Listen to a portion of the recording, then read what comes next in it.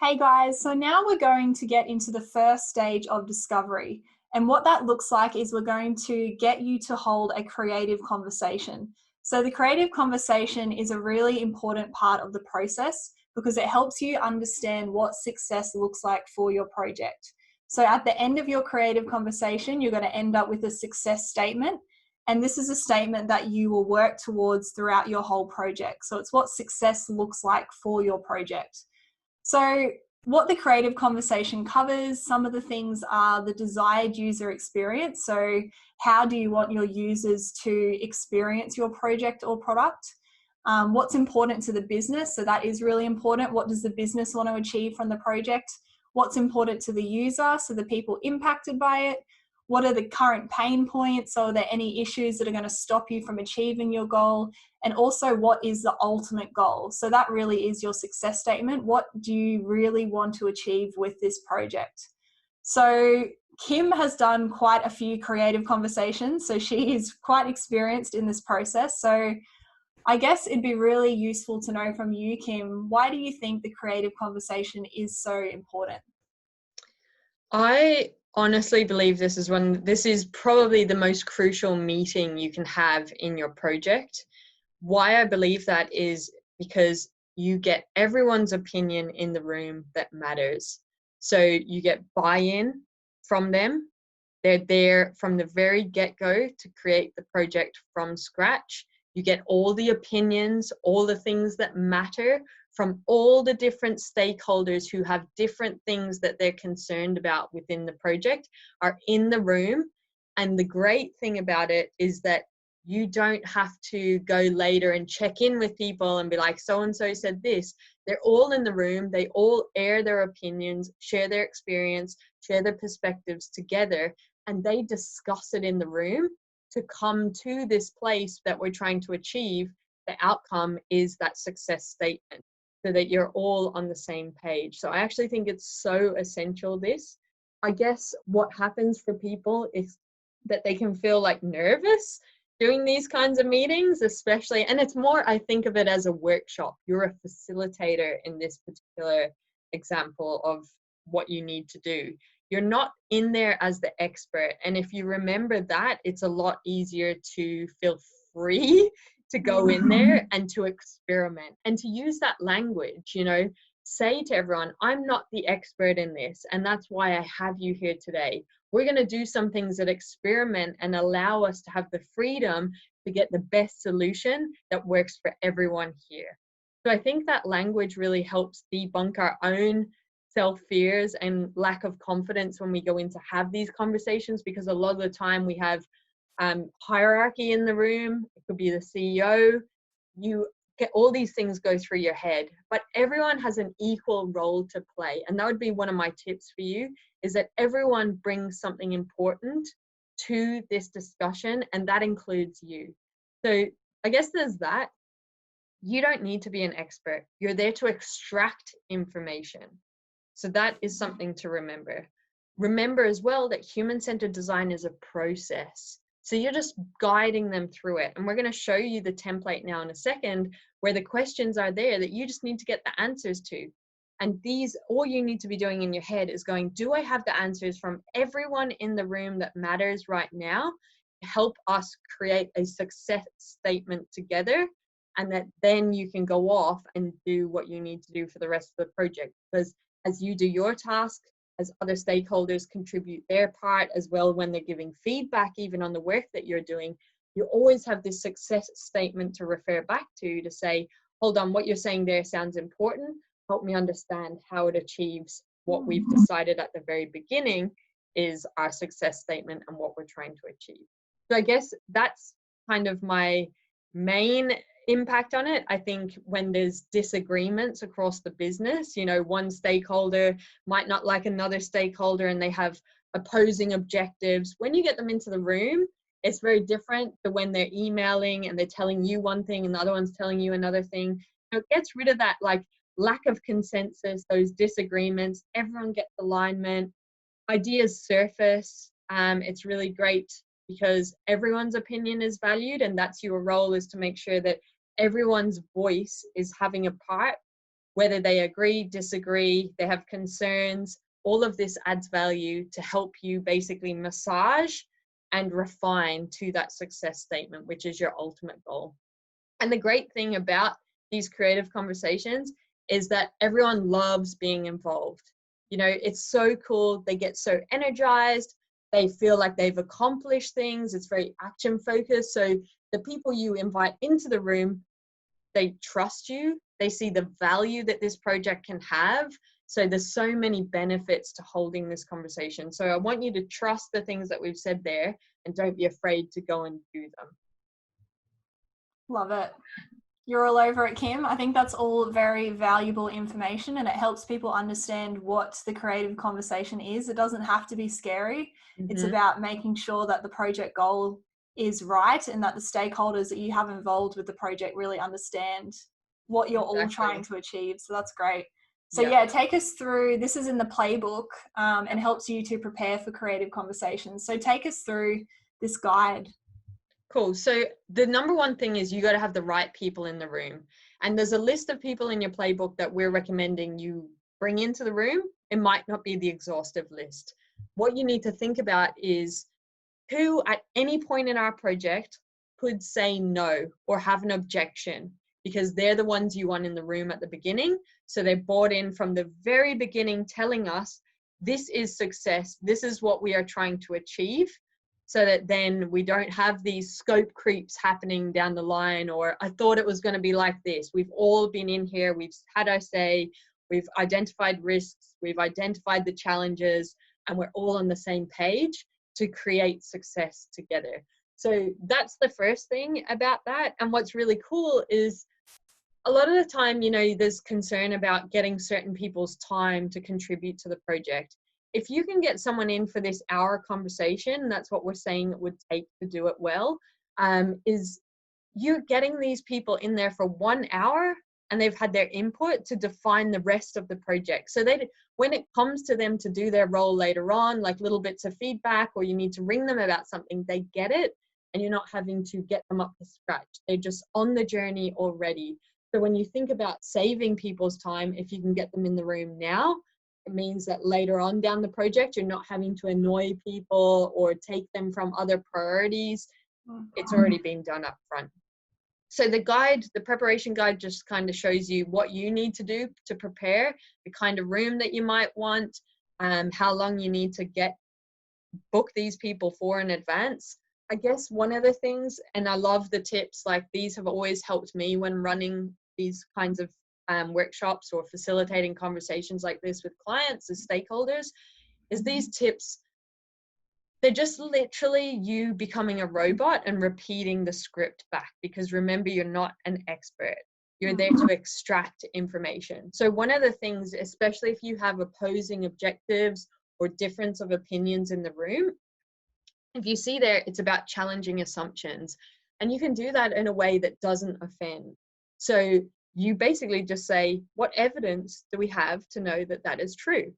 And the person may start to justify and explain, but eventually they unravel to get to a point of, does this add value or not? And your whole time, you're just documenting what everyone says. So you've got the whiteboard going, you're just documenting what they say, what's important, you're highlighting, remember this for when I need to do it later, or I need to follow up on this, or I need to come back to this. So you're just documenting everything that comes up. The other thing then is you need to give everyone a chance to speak.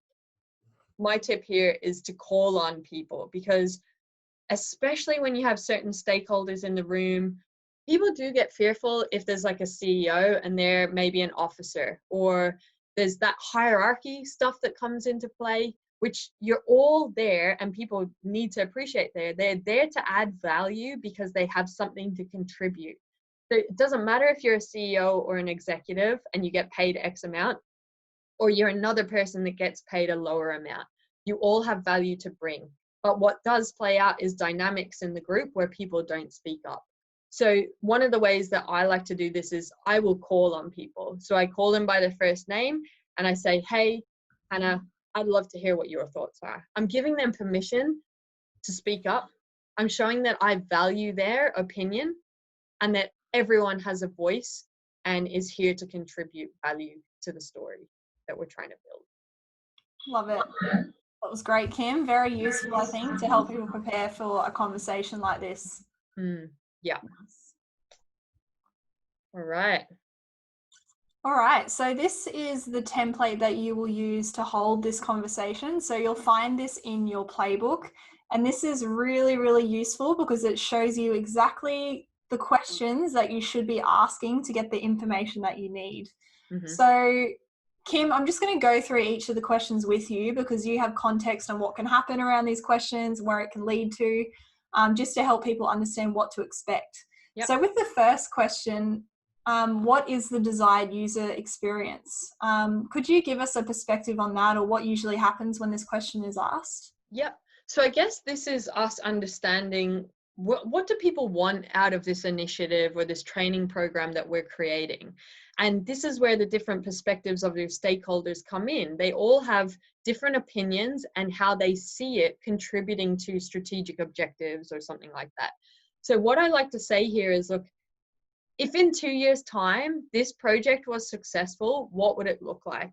And there's a couple of ways that you can do that. So you can have them just yell it out to you, the questions up on your whiteboard or on your piece of paper, and you're just documenting, what does everyone say? And then it starts to get other people thinking, and then they're like, I can see how this is aligned to this initiative. We need to talk to X, Y, Z. And it starts to really shape what it looks like. So if they are struggling, the follow-up question is, if this is successful in 2 years, what does it look like? Another way you might want to do when you've got it all out, when people, it's kind of like slowing up and they don't really have much more to say, you might actually just go, hey guys, on a Post-it note or just in your pen and paper in front of you, I'd love you to just write down your one-line sentence of what this looks like.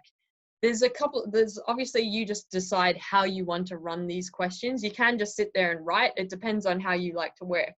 But if you get them individually writing it down, what you can do is collect them up there. You get everyone to explain their sentence and what it is. So they just read it out, blue tack it up on the wall. And sometimes what you can do is get people to vote. You get like, go up with a pen and mark, this is the one that resonates the most with me. And you start to get themes happening. And I guess they're the kind of activities you can run for the rest of these questions as well. Nice. So what about what's important to the business? Because I'm sure that is quite an important part of the conversation. The project is for the business, partially. So what happens for that question? Yeah, I guess this is where we always hear, is training actually the answer? So it's really important to understand, what is the business trying to achieve? And this is normally a business goal. So what strategic objective is this actually helping us to achieve? What difference is this going to make? What impact is this going to have on what? Is it return on investment? Is it saving time? Is it increasing productivity? Is it reducing turnover? We want to hear those things. And we don't know that. Remember, we're not the expert. We're the extractor of information. But if you have the right people in the room, they give you this information. And what's really cool about this is when you go to do your instructional design, in terms of like maybe you're creating a storyboard, you start to have the language to speak to the learners. You can start to tell them the why, help them be motivated to care about this initiative. So this language is really, really important for why should we do this in the first place? And then this language then is used with your learners, but it's also used with your stakeholders when they go, I just don't get it, or I'm having resistance towards this. And you can say, well, look, you care about saving money for the organization. We've identified that this project is going to save us money. So you've got language you can use with stakeholders for the life of your project to help you show and demonstrate how you add value and create your solution. That's so good. I feel like as a designer myself, using creative conversations like this, I can totally relate to that, because what you're designing is meeting the needs of the people that you're designing for. So whether it's your boss or the organization, and it really gives you that confidence that what you're creating is fit for purpose. Yeah. So I think that's really great, everything you spoke about. What about the user? So the people who are impacted by the project, not the leaders, or it Mhm. could be the leaders, but the users and the people that are impacted, what would you speak about for that question? Yeah, this is really key because a lot of the times we're told to design a solution, go do this, and we haven't actually gone and spoken to users. And it's just, it can be a reactive approach, the way you've always, not you, but your business or your organization has always approached solving problems or doing projects. So what I love about this question is that it's getting the people in your room, your key stakeholders, to forget about their own personal agenda or their own team's agenda and to actually care about who they're designing for. So they're changing their framing and they're looking at the project, the initiative, the problem from a different perspective to have a greater impact. Love it.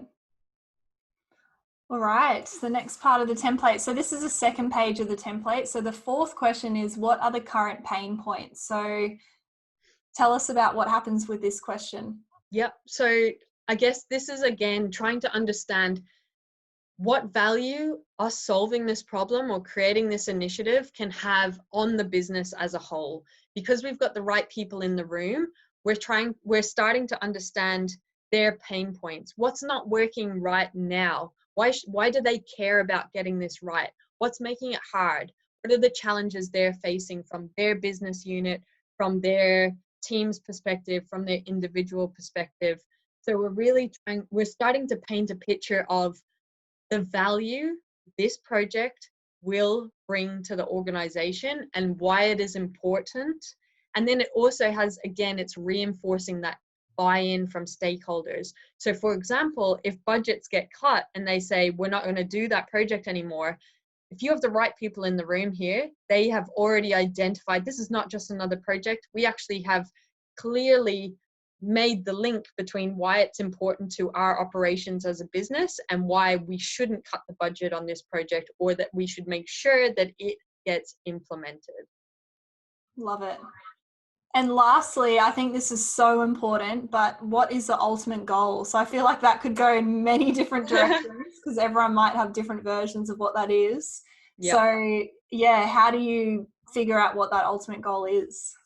Yeah, look, I think at this point in the conversation, it becomes very clear. And that's basically structured on the questions that have got us from 1 to 4 already and getting the answers to that. We're all starting, we've massaged each other into the same kind of perspective and framing of the problem that we're trying to solve for our organization. So at this point, it almost reveals itself, which is really nice because we've got themes through the language that we've captured. People are able to visually see it. They can see key words, and we start to shape a sentence. So you could stand up there, you run it the way that works for you, but you're looking for one sentence that defines what we are trying to achieve, because this is our success statement. So you can have all the stuff written up on the board and you say, look, come up here with markers, start highlighting the keywords. Let's look at the themes, and then there's lots of different formulas online on, how to write a business goal and things like that. That's where you're headed. So there's SMART goals. There's like something we do now is going to improve or decrease or increase, decrease by a certain time when people do X.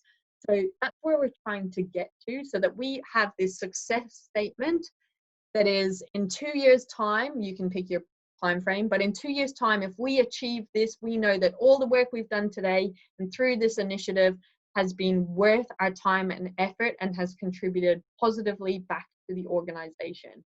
And by doing that, like I said at the beginning, you've got throughout your whole project, when you're doing your storyboards, when you are writing policies and procedures, every activity you do in your project moving forward, the conversations you have in meetings, when people bring feedback to you and they want to say, well, have you thought about this? Or what if we did this?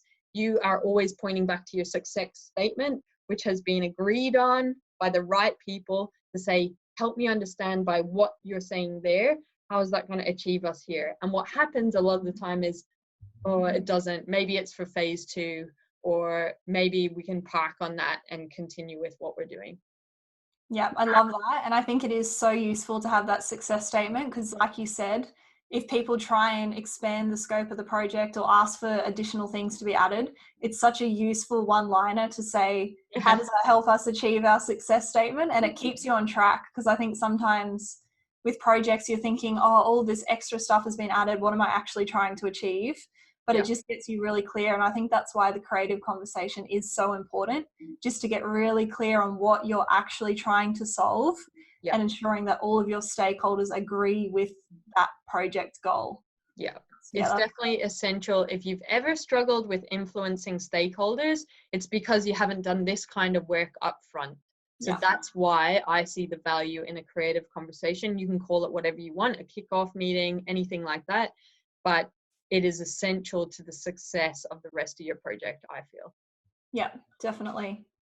So let's have a look at the success statement. There's a template in the playbook that you can use. So once you've had this creative conversation, it's about understanding what success looks like. So in that part of your playbook, record success is and whatever you've come up with from that creative conversation.